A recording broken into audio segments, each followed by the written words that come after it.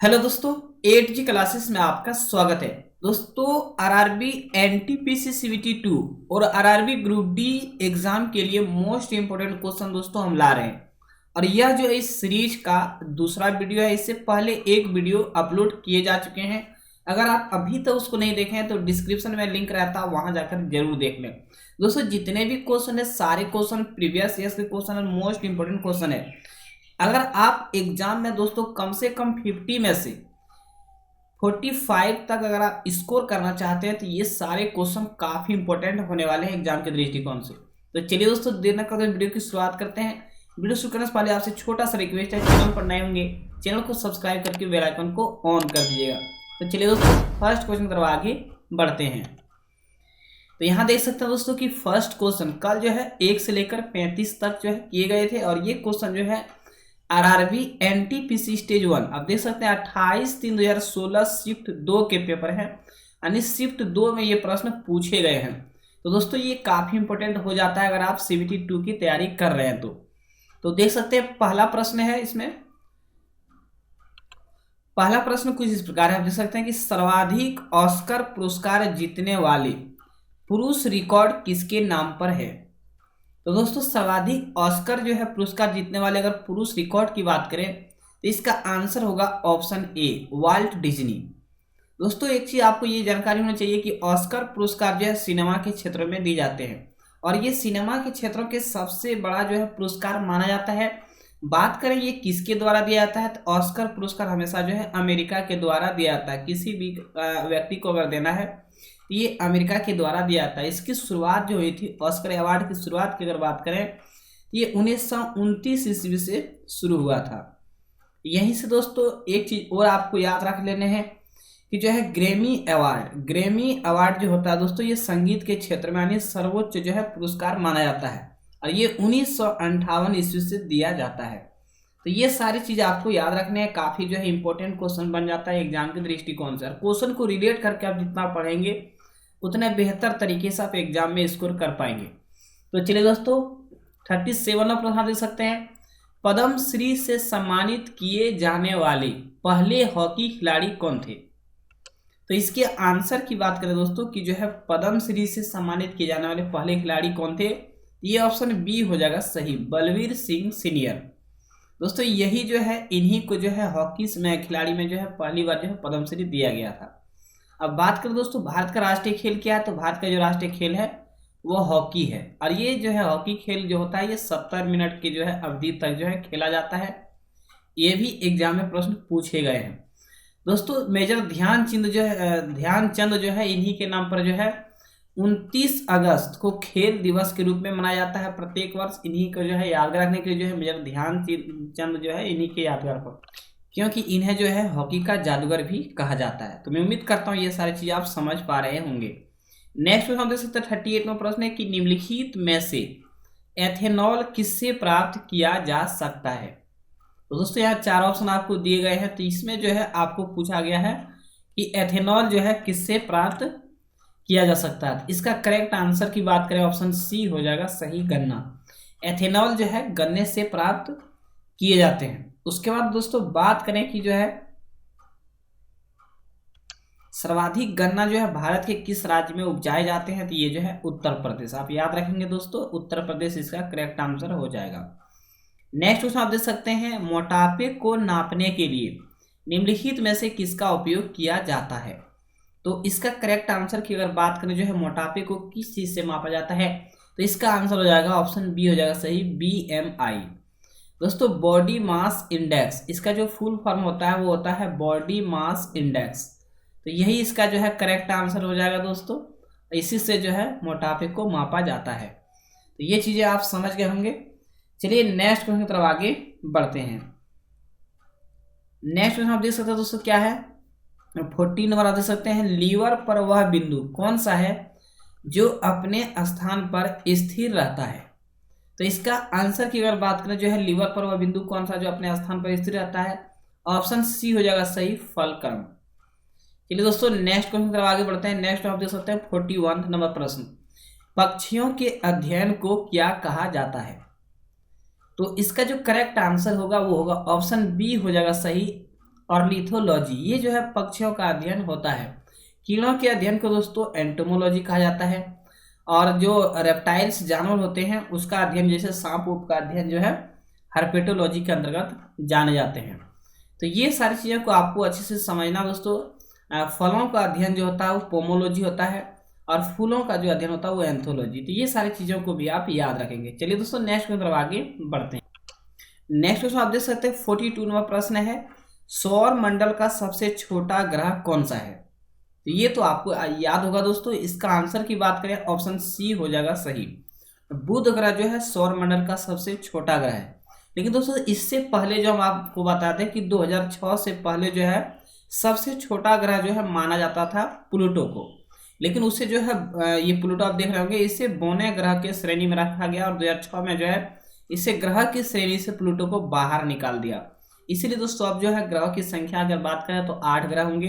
बृहस्पति जो है सबसे बड़ा ग्रह है, आपको पता होगा। और दोस्तों पृथ्वी जो है 5वें नंबर पर जो है बड़ा है, सबसे बड़ा है बृहस्पति, उस 5वें नंबर पर पृथ्वी पर है। बुध ग्रह की बात करें तो ये जो है सूर्य की परिक्रमा 88 दिनों में करते हैं। ये भी प्रश्न जो है काफी बार पूछे गए, सूर्य से काफी नजदीक है। तो ये चीजों को आप जरूर याद रखेंगे। चलिए नेक्स्ट में आगे बढ़ते हैं। 43 नंबर प्रश्न दोस्तों आप देख सकते हैं, विद्युत आवेश का एसआई मात्रक क्या है। तो विद्युत आवेश का एसआई मात्रक की बात करें तो इसका आंसर हो जाएगा कूलम। सी होता है कूलम सी दोस्तों, इसे आप जो है याद रख सकेंगे। दो बिंदुओं के बीच विभवांतर मापने की इकाई जो होती है उससे वोल्ट कहते हैं। ताप को मापा जाता है केल्विन से। तो ये सारी चीज़ों को भी आप याद रखेंगे, रिलेट करके जितना पढ़ेंगे उतना बेहतर होगा। नेक्स्ट क्वेश्चन आप देख सकते हैं 44 नंबर, डेनमार्क की राजधानी का नाम क्या है। तो डेनमार्क की राजधानी दोस्तों इसका आंसर होगा कोपनहेगन, यहाँ लिखा हुआ है, तो इसे आप जरूर याद रखेंगे। बात करें दोस्तों ऑस्ट्रेलिया की राजधानी तो कैनबरा होता है, इसे भी आप याद रखेंगे। चलिए दोस्तों नेक्स्ट क्वेश्चन आगे बढ़ते हैं। नेक्स्ट क्वेश्चन आप देख सकते हैं कि 45 नंबर प्रश्न है, 2015 में संयुक्त राष्ट्र जलवायु परिवर्तन सम्मेलन कहाँ आयोजित किया गया था। तो ये कहाँ किया गया था दोस्तों, ये किया गया था पेरिस में।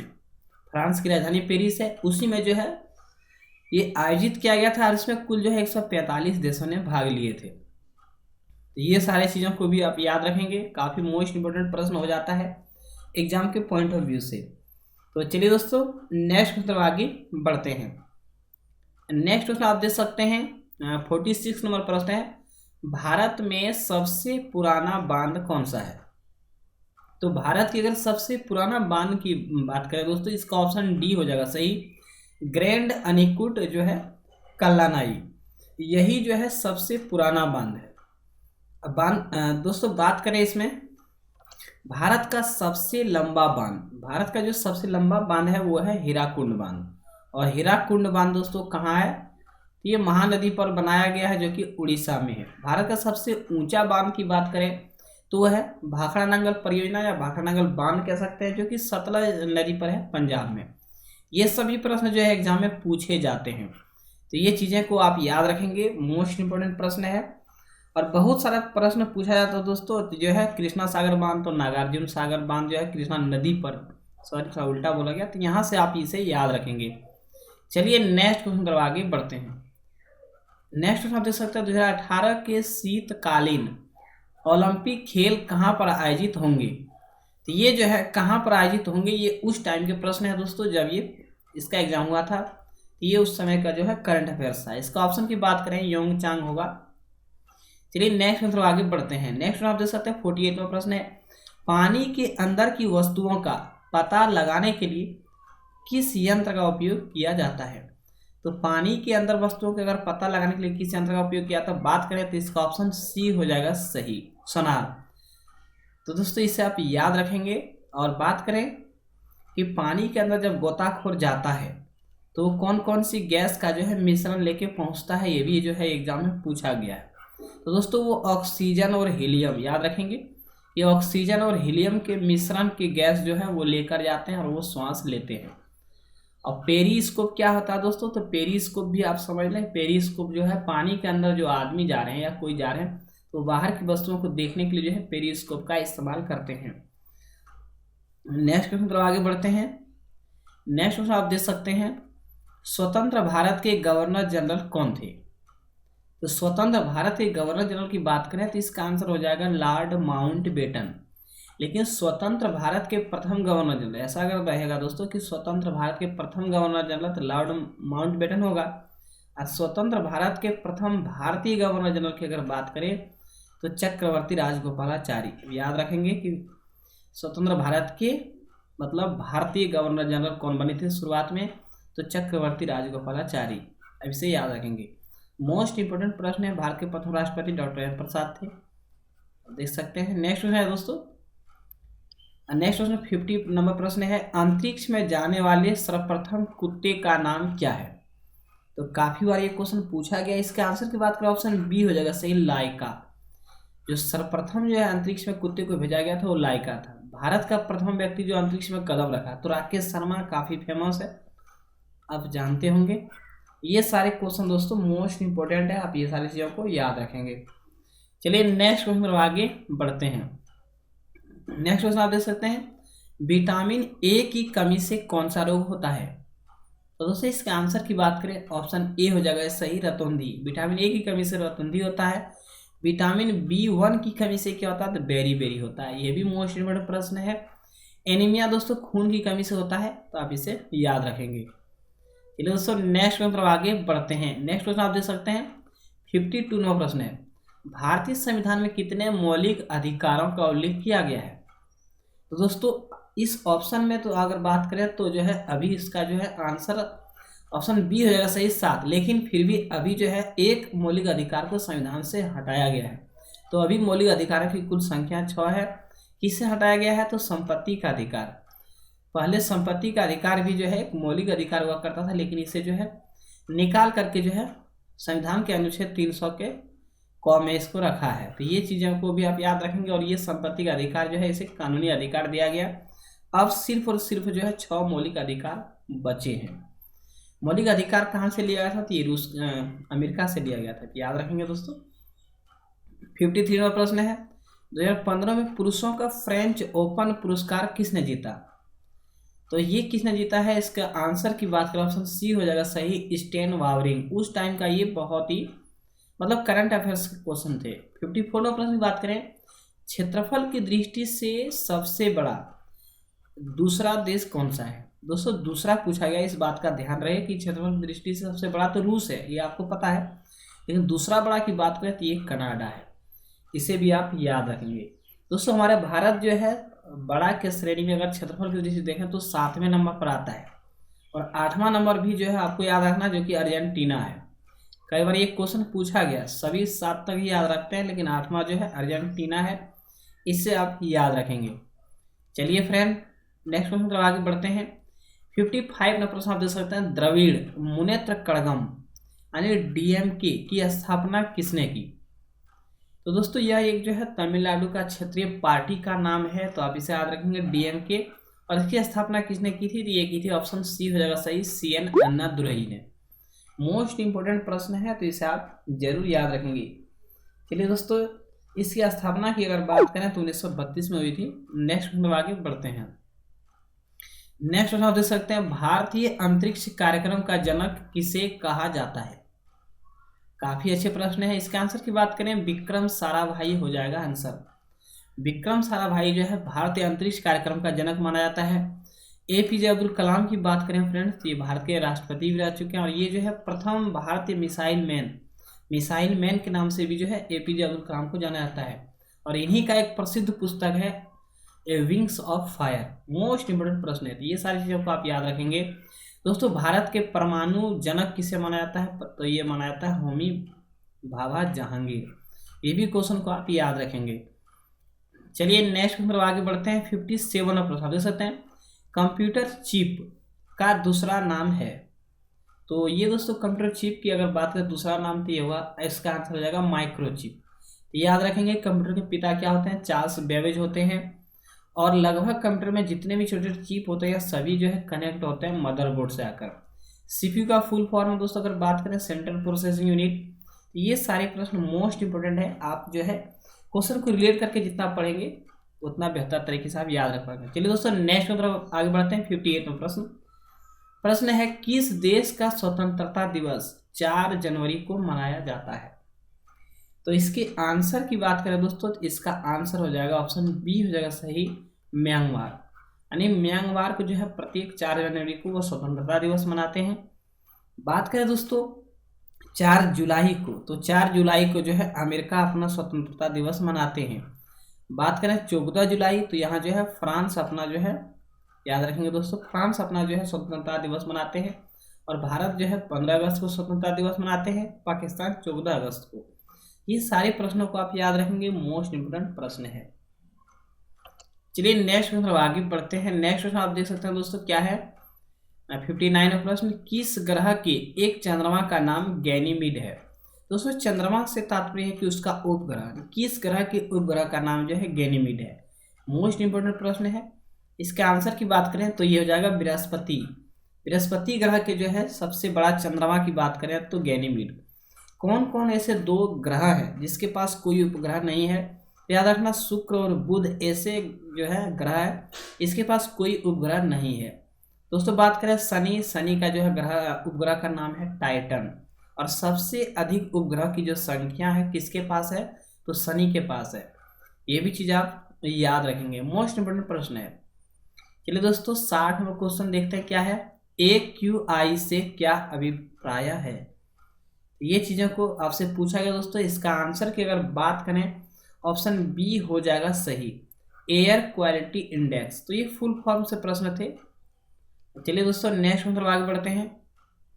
61वां प्रश्न है, खो खो के खेल में खेलते समय मैदान में प्रत्येक टीम में कितने खिलाड़ी होते हैं। तो दोस्तों इसके आंसर की बात करें, मोस्ट इंपोर्टेंट प्रश्न है। इसका आंसर जो होगा ऑप्शन बी हो जाएगा सही। और यहाँ से और बहुत सारी चीज़ों को आपको याद रख सकते हैं। दोस्तों बात करें रग्बी फुटबॉल में, रग्बी फुटबॉल में जो खिलाड़ियों की संख्या होती है वो कितना होती है, ये भी प्रश्न जो है पूछा गया। इसमें 15 होते हैं, रग्बी फुटबॉल में 15 याद रखेंगे। और बात करें दोस्तों पोलो में कितना होते हैं, तो पोलो में जो है 4 खिलाड़ी होते हैं आमने सामने। और उसके बाद दोस्तों बात करें जिम्नास्टिक में 8 होते हैं और वाटर पोलो में 7 खिलाड़ी होते हैं एक टीम में। तो ये सब चीज़ें आप याद रखेंगे। नेक्स्ट में आप देख सकते हैं कि इंटरनेशनल योगा डे कब मनाया जाता है। तो ये जो है प्रत्येक वर्ष 21 जून को जो है मनाया जाता है। मतलब इंटरनेशनल या कह सकते हैं अंतर्राष्ट्रीय योगा दिवस कब मनाया जाता है, तो ये मनाया जाता है 21 जून को। दोस्तों 29 जून को क्या मनाया जाता है, तो ये 29 जून को मनाया जाता है राष्ट्रीय सांख्यिकी दिवस। बहुत सारी चीज़ मनाए जाते हैं तो आप याद रखेंगे। 15 जून को मनाया जाता है रक्तदान दिवस, तो ये भी आप याद रखेंगे। चलिए दोस्तों नेक्स्ट हम लोग आगे बढ़ते हैं।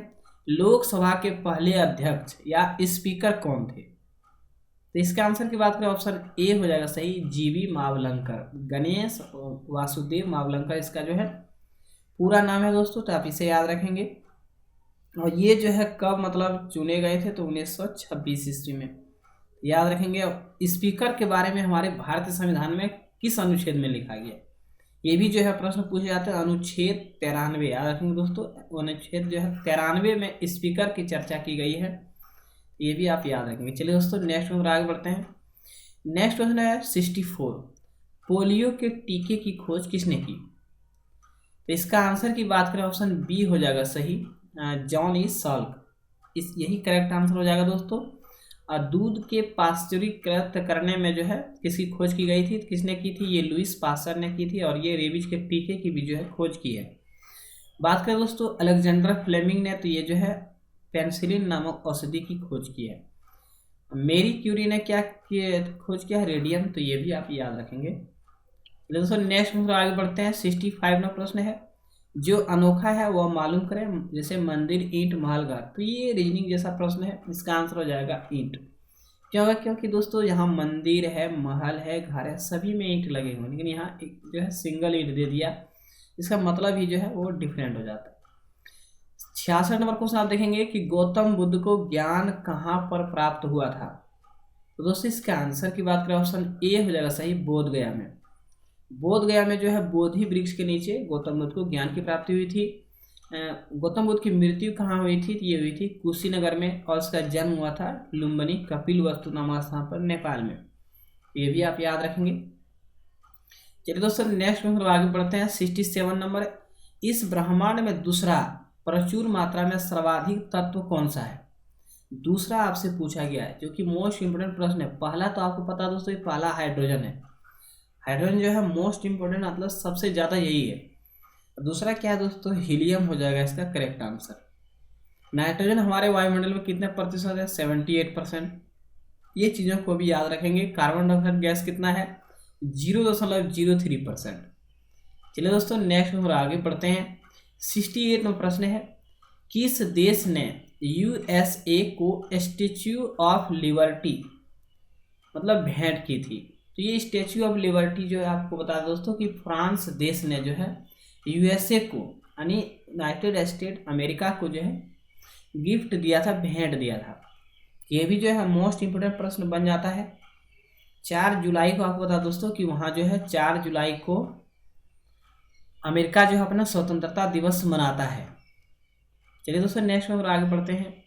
नेक्स्ट में आप देख सकते हैं 69 नंबर प्रश्न है, एशियाई खेलों में स्वर्ण पदक जीतने वाली पहली भारतीय महिला खिलाड़ी कौन थी? तो ये जो है एशियाई खेलों में जो है सबसे पहले जो है स्वर्ण पदक जीतने वाली महिला कह सकते हैं खिलाड़ी कमलजीत संधू। अब भारत के उड़न परी किसे कहा जाता है? तो ये कहा जाता है पीटी उषा को। ये भी आप याद रखेंगे, मोस्ट इम्पोर्टेंट प्रश्न है। नेक्स्ट में आप देख सकते हो दोस्तों 70 नंबर क्वेश्चन है कि रविंद्रनाथ टैगोर को किस वर्ष में नोबेल पुरस्कार से सम्मानित किया गया था? तो ये सम्मानित किया गया था 1913 ईस्वी में। आपको पता है कि जो है रविंद्रनाथ टैगोर ने जो है गीतांजलि पर जो है इसको मिला है, याद रखेंगे दोस्तों, गीतांजलि पर जो है नोबेल पुरस्कार दिया गया है। और एशिया में बात करें, एशिया महादेश में सर्वप्रथम जो नोबेल पुरस्कार दिया गया ये रविंद्रनाथ टैगोर को ही दिया गया था। चलिए दोस्तों नेक्स्ट में आगे बढ़ते हैं। 71 नंबर, अजंता एवं एलोरा की गुफाएं किस राज्य में स्थित है? तो इसका निर्माण की अगर बात करें तो इसका निर्माण राष्ट्रकूटों ने किया था। ये जो है महाराष्ट्र राज्य में है। काफ़ी अच्छे प्रश्न है, आप इसे जरूर याद रखेंगे। चलिए दोस्तों नेक्स्ट नंबर आगे बढ़ते हैं। 72 नंबर प्रश्न है कि PSLV से क्या अभिप्राय है? मतलब इसका फुल फॉर्म पूछ लिया, PSLV का फुल फॉर्म क्या आता है? तो इसका आंसर की बात करें दोस्तों, पोलर सैटेलाइट, उसके बाद हो जाता है लॉन्च व्हीकल। ऑप्शन जो है सी इसका सही हो जाएगा। यही इसका करेक्ट आंसर ऑप्शन सी आप देख सकते हैं। 73 नंबर प्रश्न आप दोस्तों देख सकते हैं क्या है। 73 नंबर प्रश्न है, राइटर्स एक समाचार एजेंसी है, इसका मुख्यालय कहाँ पर है? जो कि एक मोस्ट इंपोर्टेंट प्रश्न आप इसे मान सकते हैं दोस्तों। इसका मुख्यालय की बात करें तो ये यूके यूनाइटेड किंगडम की जो है ये है, इसका आंसर यही होगा, यूके का है। बात करें दोस्तों भारत का तो क्या है, दी बंगाल गजट जो है सर्वप्रथम भारत में प्रकाशित जो है समाचार एजेंसी था, जो कि काफ़ी फेमस क्वेश्चन है, छात्र इसे जानते हैं। उसके बाद दोस्तों नेक्स्ट क्वेश्चन तरफ आगे बढ़ते हैं। नेक्स्ट क्वेश्चन आप देख सकते हैं, प्रश्न है 74 नंबर, डॉल्फिन के समूह को क्या कहा जाता है? इसके आंसर की बात करें ऑप्शन बी हो जाएगा सही, पॉड कहा जाता है। डॉल्फिन के समूह को क्या कहा जाता है? पॉड। दोस्तों 2008 में जो है क्या हुआ कि जो है प्रधानमंत्री कौन थे? डॉक्टर मनमोहन सिंह। उन्होंने क्या किया कि जो है डॉल्फिन को राष्ट्रीय जलीय जीव घोषित कर दिया 2008 में। तभी से जो है डॉल्फिन को जो है राष्ट्रीय जलीय जीव कहा जाता है। तो चलिए दोस्तों इस क्वेश्चन में इतना ही। वीडियो पसंद आता है एक लाइक कीजिए, चैनल पर नए हो चैनल को सब्सक्राइब।